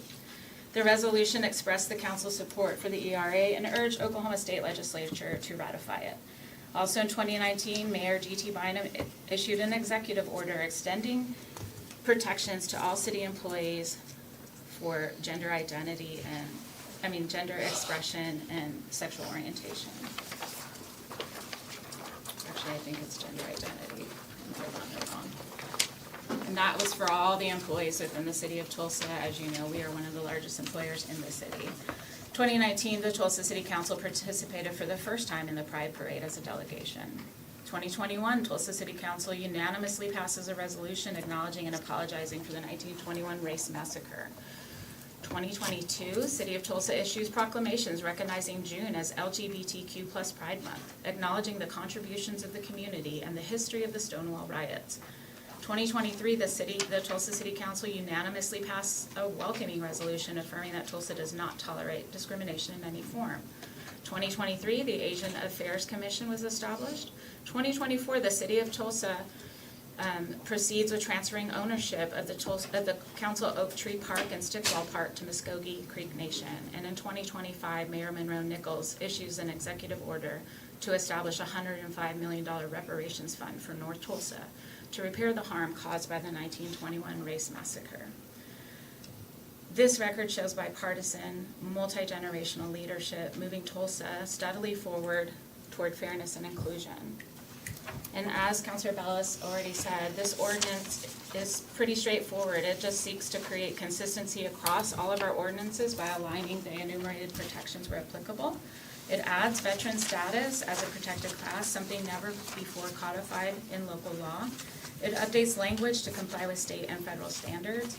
It expands accessibility for residents seeking to file complaints. It ensures representation by reserving a seat on the Human Rights Commission for a member of the Asian Affairs Commission. We have the appointee here today. It does not alter employment requirements, override federal or state law, or affect constitutional rights of religious exercise or expression. We have overwhelming support from across the city. We've had dozens of residents speak in favor during our public meetings. More than 50 Tulsa businesses, large and small, across all of our districts have publicly committed to non-discrimination, and Title V commissions and civic organizations have endorsed it. And as we heard earlier, the Human Rights Commission has twice voted unanimously in September 2023 and in August 2025 in support. So Tulsa's been presented with hundreds of pages of data, including city-led reports, local research, economic analysis, and comparisons with peer cities.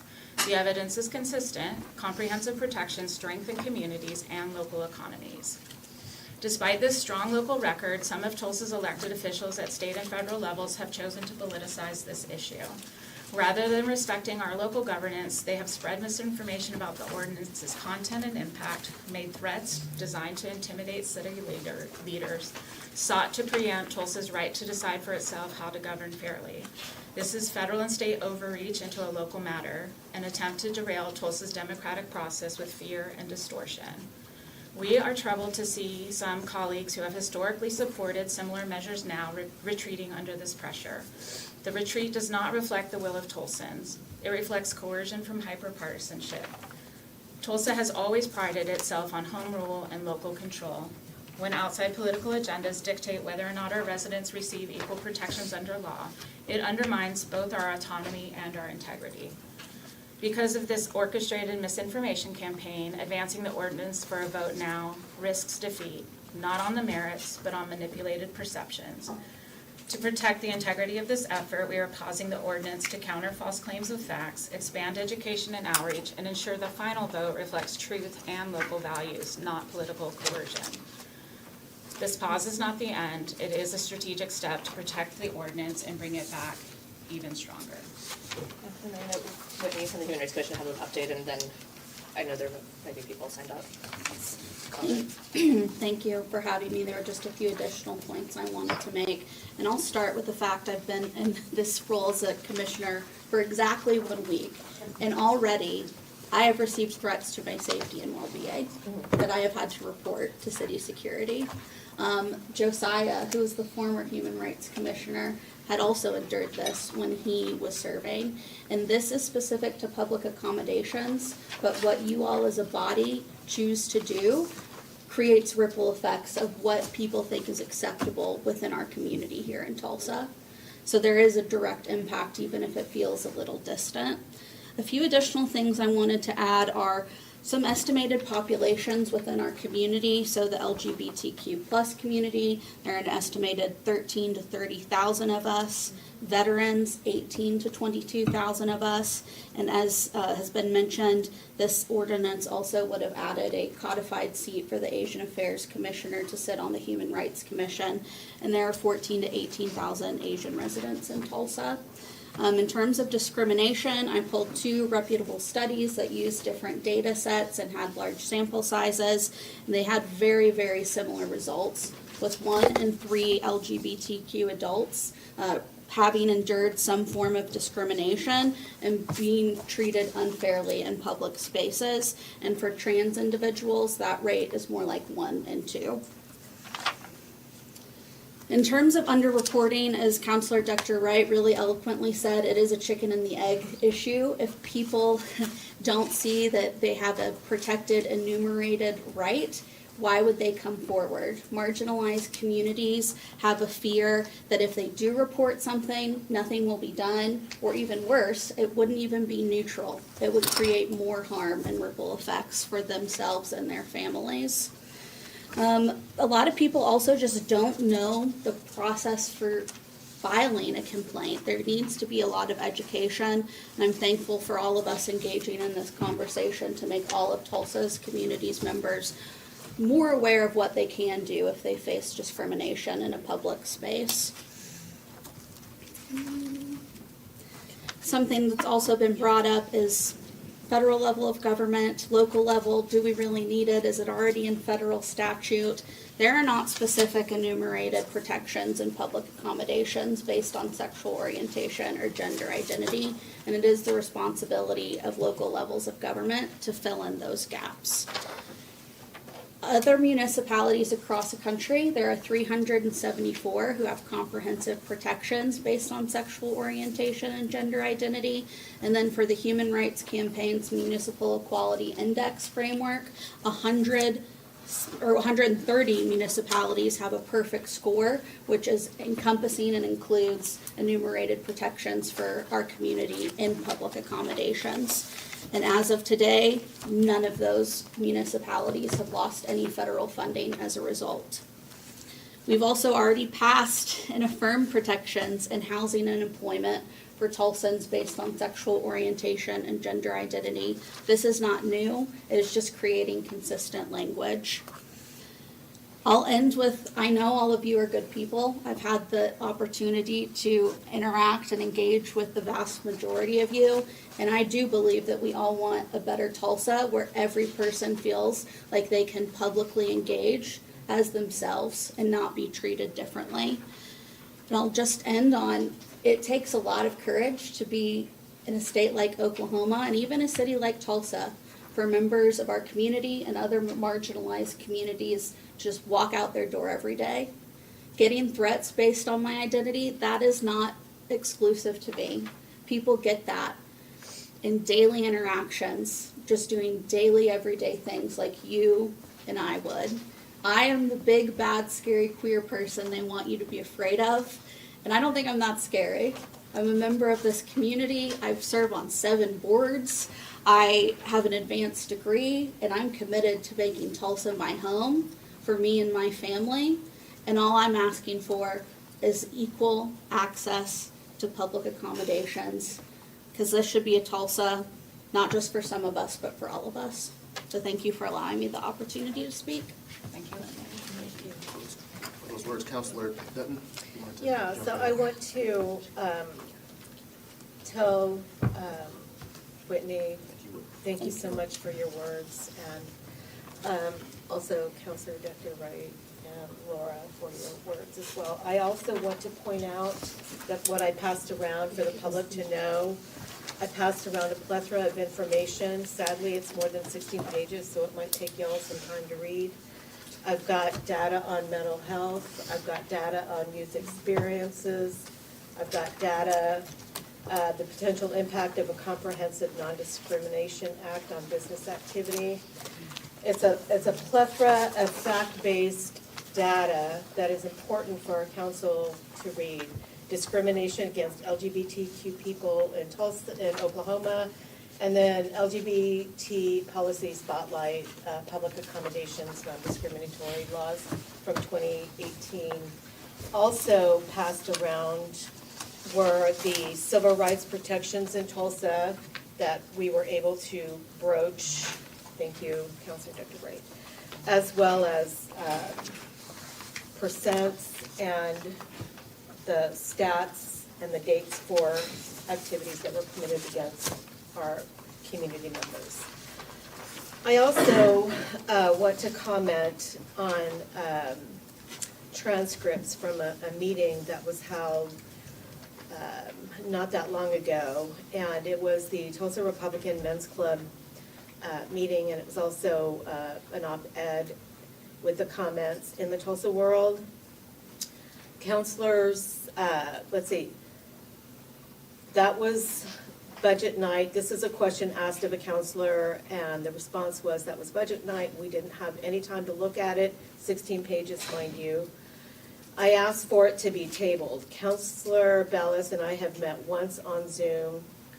I'm concerned about the rule of law. I don't want to override the state or the United States. I'm concerned about the possible impact of our city being seen as a super liberal and therefore a target of the federal government. These are comments that were made to preempt this ordinance going forward. Another counselor, thank you, Representative Tedford, for helping us to explore the impact of changing the current ordinance. This is state level representative. Another counselor, after echoing the thank you to Representative Tedford, said that any ordinance that is passed must comply with state and federal law. We have a document that monitors unfair discrimination. I asked them, and they noted only the problem of the people in wheelchairs having more difficulty accessing our parks. We do not appear to have the data to justify such a momentous change in our ordinance, and this is hardly a momentous change that we're asking for. Follow up by another counselor, I believe we need more input. The last time we had this open for discussion was on budget night. We had 19 speak in favor and 0 speak against this. You don't have to speak against this, just come and ask if we had thought of various unintended consequences. So this is a conversation that was held, and this was to preempt the ordinance going forward and protecting the rights of our community members. The population numbers that Whitney quoted, as I said in the previous meeting, is approximately the size of Owasso population. And these are all facts, and this is all data. And the ordinance, I know the budget was a rather long document, and it was to be passed by the end of June. Here we are in August.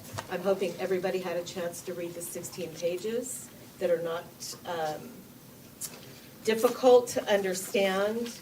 I have also plenty more data, and if anybody has any questions of me, this is all data to support the need and also the areas of history on the LGBTQ2S community. And so to highlight that we are focusing on a particular sect of our community is disgraceful. This is more than just our 2S LGBTQ community. This is about veterans, and this is about clearing up language that needs to be across the board. I also want to conclude in my final comment that every city council meeting at 5 p.m., the councilors get up, place their hand on their heart, say the Pledge of Allegiance, and at the end of that, what do we say? Justice for all. Liberty and justice for all.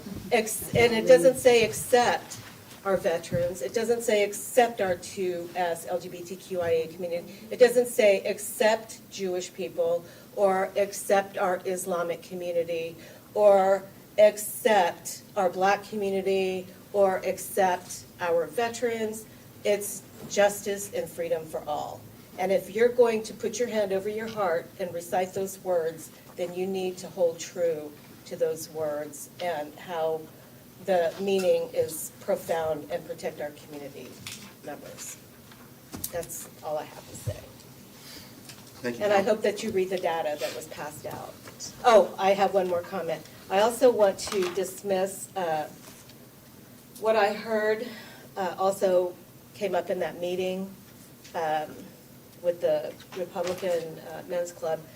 There was some talk about the fact that St. Francis Hospital could possibly provide transgender operations, and that's grossly false. horrible misinformation.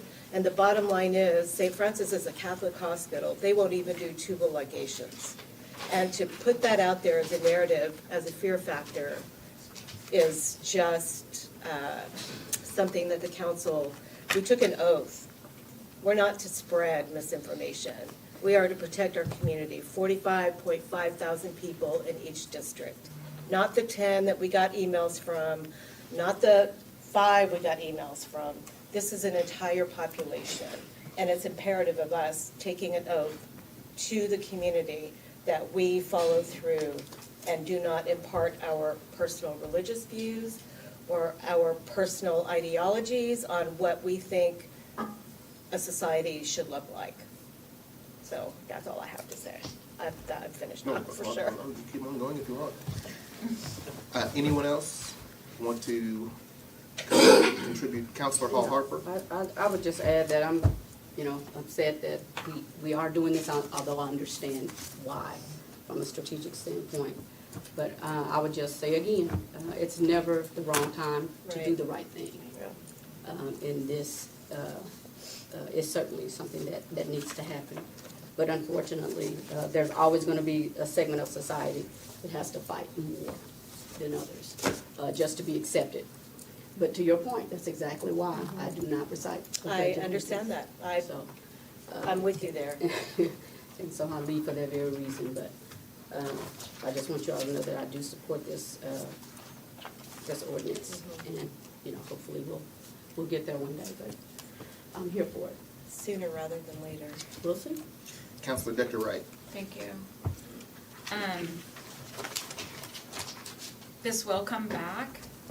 We have to do more engagement clearly and more education about why it's needed. I would just say personally, I hear us a lot around this table talking about loving our neighbors. There's nothing more that we could do than protect every single one of them. And so if you say for liberty and justice for all, if you say love your neighbors as you love yourself, if you say faith, hope, and love, but the greatest of these is love, then let's apply them equally at every time we come to this table.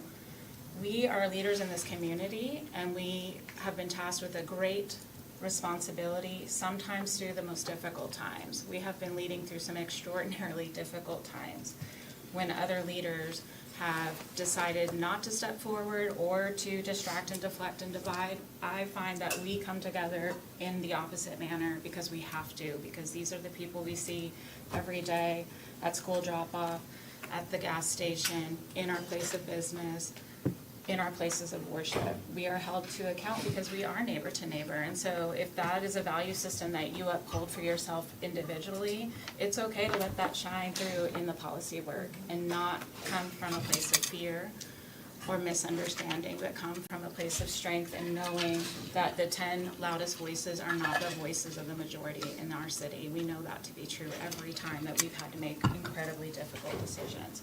So I look forward to bringing this back again. I do not want to put our community through the heart-wrenching process that we have continued to put them through, to come before us and display all of their humanity, for us to then sit there stone cold and wonder if we have the votes. I think right now we know we don't, so we have to get to a place where we do, and when we feel confident we do, we'll bring it back. Thank you. Counselor Dr. Wright. Anyone else want to contribute to this conversation? All right. Well, thank you all. Thank you for this. All right. How much longer? You promised us a vote. You said on September 10th after 3 delays. All right. We are going to go to item number 15, discussion and. Because there won't be more public comment. All right. Answer the question. I'd be happy to visit with you afterwards, but this forum is just for discussion here. I know it's difficult, and you can always sign up to make comment. I'd be on your public commission, but I can't trust that I feel safe and full. I understand. I would like to visit with you afterwards, but right now we have to continue with this agenda item. Item number 15, discussion and update with the Commissioner of Public Safety or her designee and the Tulsa Police Department on results and statistics from Part 1 crimes and other violent crimes in Tulsa, with a focus on April through June of 2025 This is brought to us by Counselor Dr. Wright. Thank you. I will turn it over to Chief Olmenhauser. We did have a visit related to some information that Major Phelps had presented to my community in town hall about Part 1 crimes. Specifically, the statistic about rape was the one that alarmed me. This was several months ago. Obviously, in the public discourse right now is that there are attacks happening in parks with sexual assaults against women. And so the rhetoric right now is high, the fear is high, the public commentary about how women should move through public spaces has been very demoralizing. As a rape survivor myself, I will tell you, it does not matter what you wear, where you are, how smart you are, what your socioeconomic background is. It happens, and it is men that are doing it. So I just, as I had before introducing this, I wanted to say that unequivocally. I also think it's a problem for all of us to try and understand and solve in our community. I appreciated that Major Wolmershauser visited with me and Major Phelps about rape specifically in District 7. It seems to be happening in people that know each other. So I know that public dialogue right now is about somebody that we don't know sneaking up on people and grabbing them, but that is not the typical way that sexual assault happens in our community. And so I just did want to say that it is usually between people that know each other. Sometimes they know each other intimately, but there's still not consent. So that all said, the Part 1 crime information is here. That's what led me to put this on this agenda, but I know we're going to talk about robbery, auto theft, burglary, larceny, homicide, aggravated assault, firearms, and rape. Yes. So everybody has what we're going to review, and I know that originally I had talked to you all about crimes from about March to May. And so to give you a better picture, we went from January to July so you can see kind of what this year's looking like trending wise, and then also comparing it to the full 4 years. So I didn't want to compare this year's crime to the totality of the last 4 years because it's just not a good understanding of what's occurring.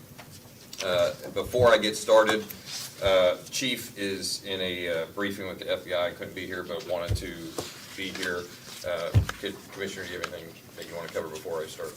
No, like Chief Wolmerhauser said, we've got comparative data, we've got it on the screen, he's got printouts for you. I will say that these statistics were prepared by the crime analysts that are in the TPD lab, and they reflect from January 1st to July 31st for each year. So it's not a comprehensive of the previous years, 12 months. It's the same time frame for each year so that it's an accurate snapshot when we're trying to compare what our crime rates are. And just generally trending downward in everything. Really proud of that. A lot of hard work by the Tulsa Police Department, the officers out there. And so citywide trending downward in everything. And I guess we can dive into the specifics. Again, everything's broken up. There's a citywide analysis and then one for each one of your districts, broken down by district. Yeah, and also with us is Major Paul Fields. For those that don't know him, he's over our Special Investigations Division. So think a lot of the gun crime investigations that are going to go on, narcotics, a lot of work with our federal partners, human trafficking. And so he's here also if you all have discussions. I think item number 16 is going to dive maybe further into stolen firearms and some other stuff. So the first 4 to 5 pages gives you the entire totality of the last 4 years of crime trends in the city of Tulsa. And as the Commissioner stated, you can see citywide it continues to go down. We continue to have successes with focusing on repeat offenders, on known violent offenders, and leveraging that technology that has been implemented here in the city of Tulsa to really focus on that and be as precise as possible about who we are trying to arrest to make sure that we're getting the most out of that. If you then go to, and so you'll be able to see for the last 4 years each one of your districts. But I'd then like to highlight and go towards what Commissioner's talking about is page 5 starts with the year-to-date comparison over the last 5 years. And again, it's also trending downward for the most part on all this citywide. There's a little bit of roughly the same statistics on a few. Aggravated assaults on firearms looks nominally up for the city as a whole, but again, aggravated assaults as a whole continue to be down. I know that we are open for comments, questions, and discussions, and I'd like to comment on two things before that. One is each one of the patrol division commanders is 100% available to you to do a further, more in-person deep dive of these stats, because it really does matter to totally understand what happened at a scene. And so while, for instance, one, it might look like shootings are up in your area. Well, if they are, it might not have been because of 10 individual additional shootings. It could have been because captured under aggravated assaults with firearms is shooting into an occupied dwelling. And each person inside that dwelling is a victim. So if there were 10 people inside of a house and one person drove by and shot into that house, that's 10 victims that's captured here, but it was not 10 separate shootings that occurred.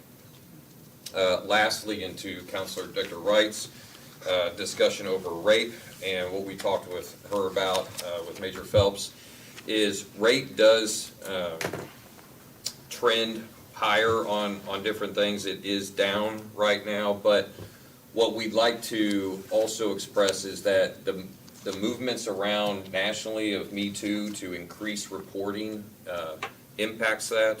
It's been phenomenal to give courage to women to come forward and make those reports.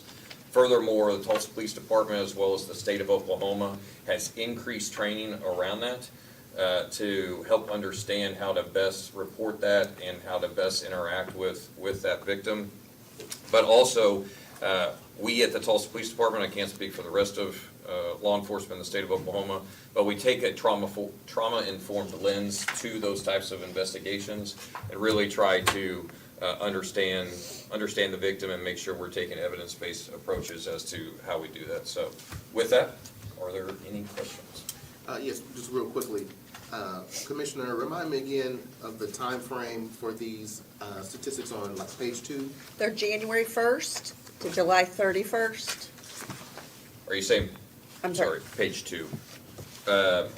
You said page 2 though? Yeah, page 2. Yeah, that will be the Oh, full sorry. calendar year for the 4 years that's mentioned there. Sorry. Yeah. Oh. It's Yeah. all good. And then further back. And further in 5, then it's Then what it's- she's talking about at the January 1 But through not July 12 31st. months of the 4 years, the first 6 months of the 4 years, right? Or is it all Oh, no. 12? No, the first 4 pages gives you All the, 4 all, years. all 4 years of Okay. 12 months, but Right. it's 48 the months. second half that gives you that same time frame of 21 through 24, as well as the time frame right now, Okay. if that makes sense. Year to date. That makes Yes, total year to date for Year to date the for last 5 years. 2025. 2025 is less than one. Yes. Counselor Lakin? Yeah, just help me understand on the aggravated assault. Are aggravated assault with a firearm, am I saying that correctly? Is that included in aggravated assault, or are these two different categories? Two separate categories. Okay, so aggravated assault is without a firearm, without a knife, without any kind of weapon? No, that would be knife. That would be. it could be Aggravated a knife. assault Could with be. a So knife. if it says firearm, it's firearm specific. That's it, okay. And So then you could all- have a knife in the aggravated assault. Could be a column. baseball bat, could be a knife, could be. Okay, Right. all right. And it also does not necessarily mean it's a shooting. If someone points a gun at you, which is a felony, that also is an aggravated assault with firearm. Okay. Counselor Dustin? Yeah, I really appreciate this information. It's really helpful for me to do comparison for District 3, and it really looks like District 3 is edging downward as far as crimes in all aspects. And so this is really great data that I can take to the community and let them know that TPD is doing a fantastic job in the district. So thank you. Thank you. And help me understand, what's the difference between robbery and larceny? Yeah, absolutely. So larceny larceny is gonna describe a whole ton of things, but, so it's easier to probably actually describe robbery. So robbery is going to be me stealing something from you with either force or fear, like directly, or armed. So, but if you just happen to leave something out and I walk by and steal it, that's more like a larceny. If I go into a commercial business and I walk by and I grab something off the shelf and walk out, that's a larceny. Okay, okay. So robbery, oddly enough, how the feds report it, it is reported as a property crime, but it is very personal. And that's the other reason too that our robbery unit stays so focused on those, because it's so violent of an interaction that it could also easily turn into a homicide. Right. So. Sure. Well, I appreciate that. Anyone else? All right. Commissioner, are you staying with us for I this am. last item? I am staying All with you. right. Item number 16, discussion and update from the Commissioner of Public Safety or her designee and the Tulsa Police Department on results and statistics regarding stolen firearms in Tulsa. And take it away. So, thank you. I have got a few things to hand out. I apologize if they weren't prepared beforehand. They are hot off the press this morning, about 10 minutes before I got here. There you go, counselors. And what these are going to show, page 1, it's fine, it's been one of those days. Page 1 is just going to be firearms that have been turned into the Tulsa Police Department lab. It's all firearms. Anything that's been recovered, that's been not even tested. And that's significant because it's how we associate firearms with crimes. So that's just a really general overview. In the same box, the top 5 sources of dealers for firearms, where they're coming from, where they are originally purchased. We have the ability to trace most of those firearms back to purchases.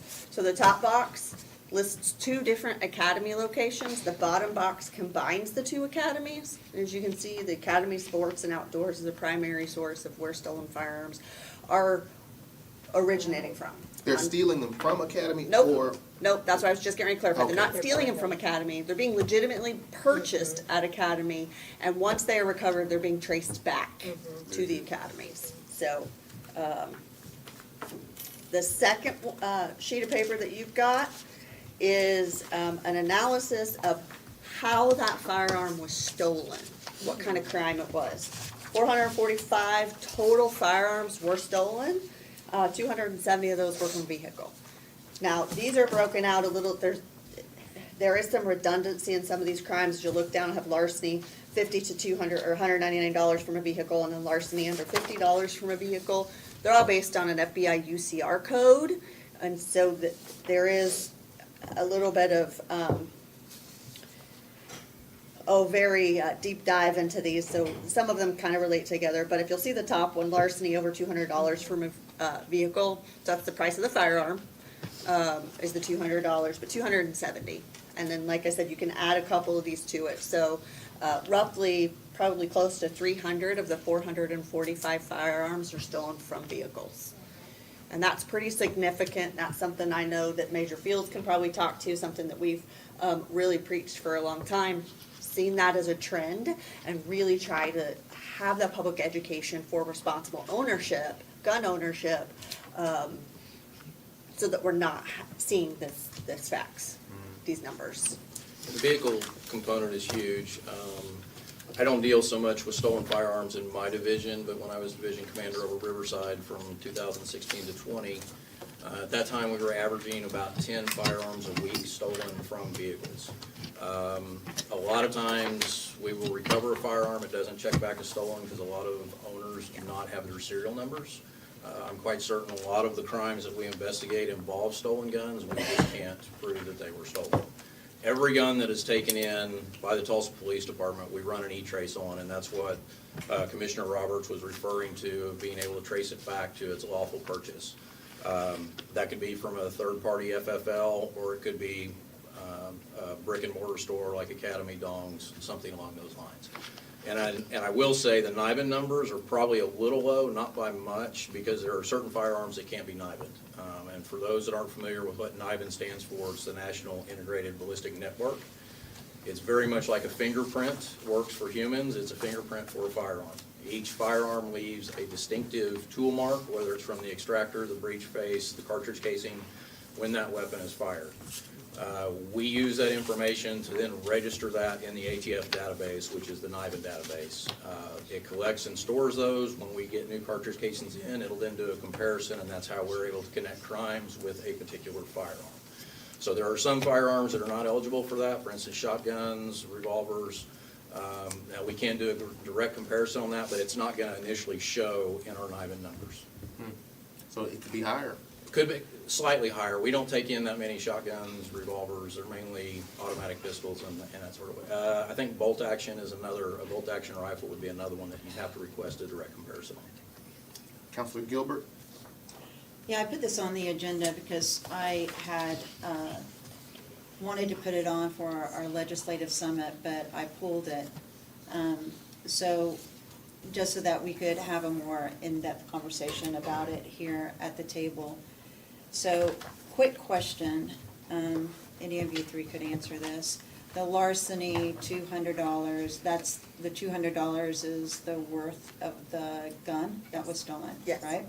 So is that counted as a misdemeanor or a felony? So it depends, which is not the answer you wanted. Right. So for it to be a felony in the state of Oklahoma, if it was larceny from, let's say it's left on the table, it's got to be over $500. If there's actually a breaking into a vehicle, that in of itself is a felony. So burglary from a vehicle is considered a fourth degree burglary, third degree burglary Correct. now. And so the it's $200 is just how it is categorized. Right. The weapon could be $1,000, but it's larceny of $200 or more is the way it's actually categorized. Value does not play into determining whether it's a misdemeanor or felony for a burglary. Now, Major Fields, correct me if I'm wrong. So if you're caught with that stolen firearm, there was a law passed in 2016, 780, that immediately reduced knowingly concealing stolen property to a misdemeanor. Everybody walking around with a stolen gun, that's probably a little bit more of a thing than just walking around with whatever. I think it was within the last 5 years, they made that back to a felony. Is that right? It's my yes, I'd have to look at that, but yeah. There was definitely legislative efforts to make that happen. Unless you're a prohibited person. Prohibited And it's, persons cannot possess a firearm, whether it's legitimately or stolen, so. And then. Right. I So, have but can I ask you Yeah. another question? So along with having the Academy, Dongs, Sports World, all these different athletic stores, Shields now selling guns, if I were to walk into one of those and I were to take, just out of the case, and walk out with a $200 gun, is that a felony or a misdemeanor? If you have to break a case to get it out, it would be I'm not a felony. breaking a case. Okay. So it would be a larceny. It would be Yes. it would be a misdemeanor. If it's not, if the gun isn't valued. I don't break cases. Yeah, if the firearm's not valued more than $500, it would be a misdemeanor. Okay. And I think there's 4 of those, based on our initial discussion. Right. Reference the Okay. legislative forum. Right, so I know that there is legislation that may be proposed to change that to a felony. Right. So. Counts, do you have something you want to say? Commissioner? I just have a last handout that out of time, I'm gonna pass it out, and I guess if we have any further questions. These are heat maps. One of them is up on, I looked behind you and thought we were having a thunderstorm warning. Yeah. Well, It's a warning. Looking at It's just viral. Yeah, these are recovered firearms. I really did. During- I So- was like, I know it's Viral raining outside. efficiency. that, we do emergency management too, so you know, it's all together. These are just a heat map of citywide recovered. It's all one packet. Okay, thank you. Thank you. And then the second page is recovery of stolen firearms. Can I ask a sorry, question off no. of what Counselor Yes, I'm Deborah sorry. just, the scenario she just gave before we have this conversation? Yes. So the retail crime aspect of acquiring a firearm, how prevalent is that right now? I think, did they say 4 times? Yeah, according to the statistic. So I know we have a So- retail crimes unit in the retail corridor, and obviously we have a major new retailer that I think part of their business is doing this. Do they have added security, so something like what she just said is not happening? And Shields is actually probably one of the best I've ever seen. Okay, I hope Everything is so. bar-coded. Yeah. So But are that, there other retailers in town that this is specifically how stolen firearms are being acquired? I don't know of many, no, that's not an area that I Okay. focus in, but I don't know of many where, I do know of a couple reports where firearms have been placed, on a counter, like an academy, and it's the typical distract deception, where we'll have someone, occupy the clerk, and then an accomplice comes in and grabs the firearm and Right. conceals it, and then they're out the. And of course, for statewide legislation, maybe in more suburban, rural communities, it might be even more prevalent. So I think everyone here would be supportive of seeing a higher penalty on that kind of activity. I know there's a bigger discussion about like, what's a misdemeanor of, a $1,200 phone or those kinds of things. So I just wanted to ask about, I know we really focused in on stolen firearms, but Yeah. it's more out of other people's property that they're acquiring them. Correct. Right? Yes. So- Yeah. So these 2 heat maps, just out of for your more interest, one is the recovery of firearms and one is just where they're stolen. So as a visual based on the city of Tulsa. And the last thing that is in the handout that I think is relevant and important is an age graph of individuals that have been arrested with stolen guns. Which one does that look like? It's on the very back. Yep. Okay. So we've aged them anywhere from 13 to 24, and the number of persons that are possessing those. Did these these legends get switched? No, it's like where they're stolen is more on the Okay, East because I'm 71st like Street reading corridor. right here, stolen firearms, and that says stolen firearms.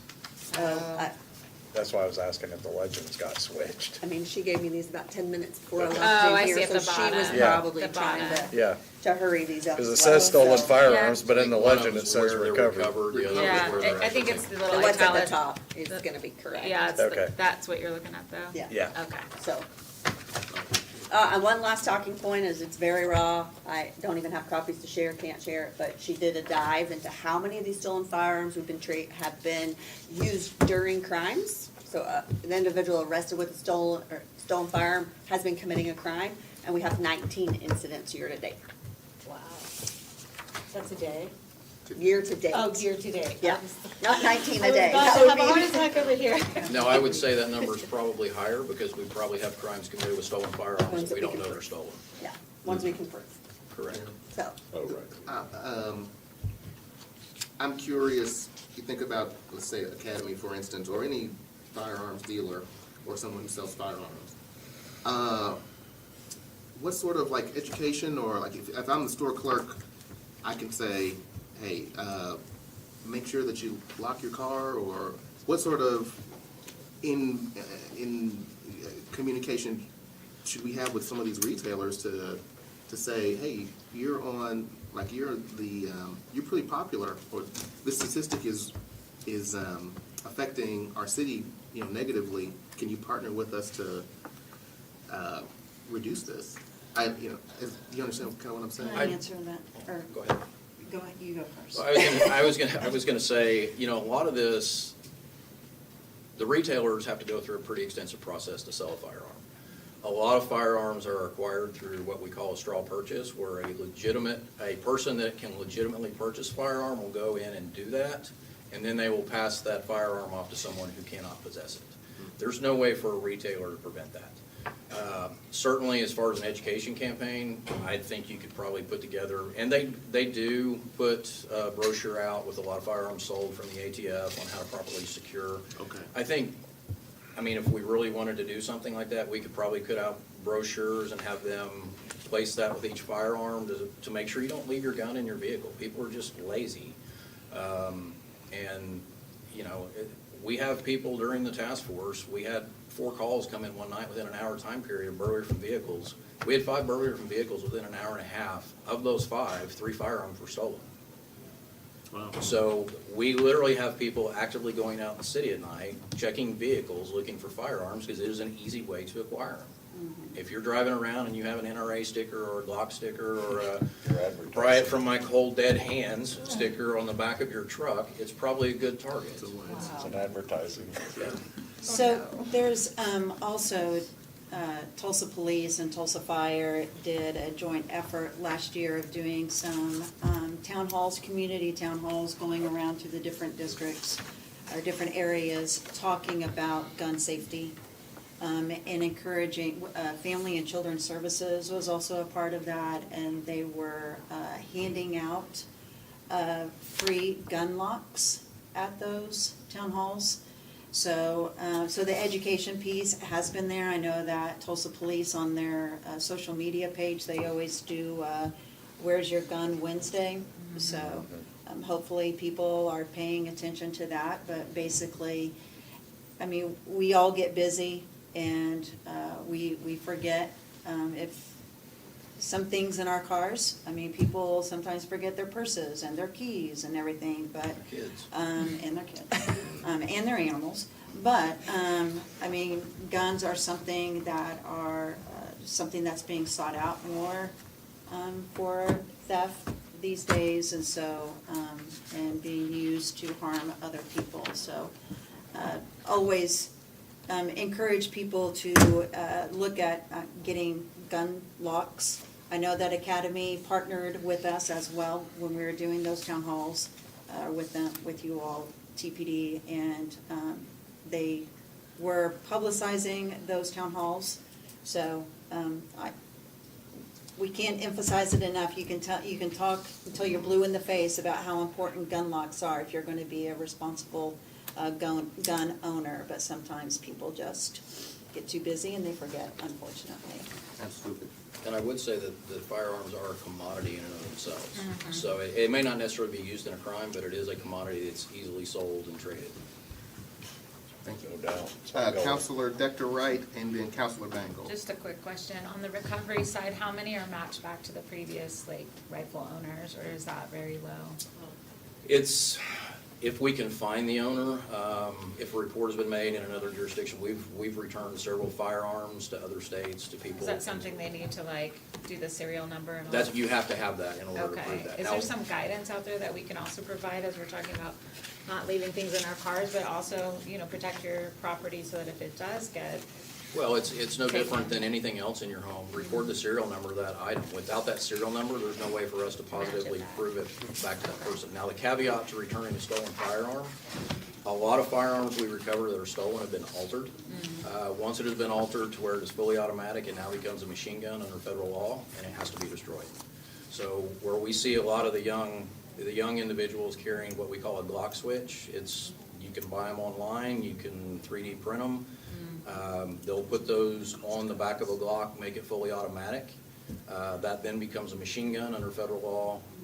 Even though you could take that device off and take federal law, it has to be destroyed because it is a machine gun. thank you.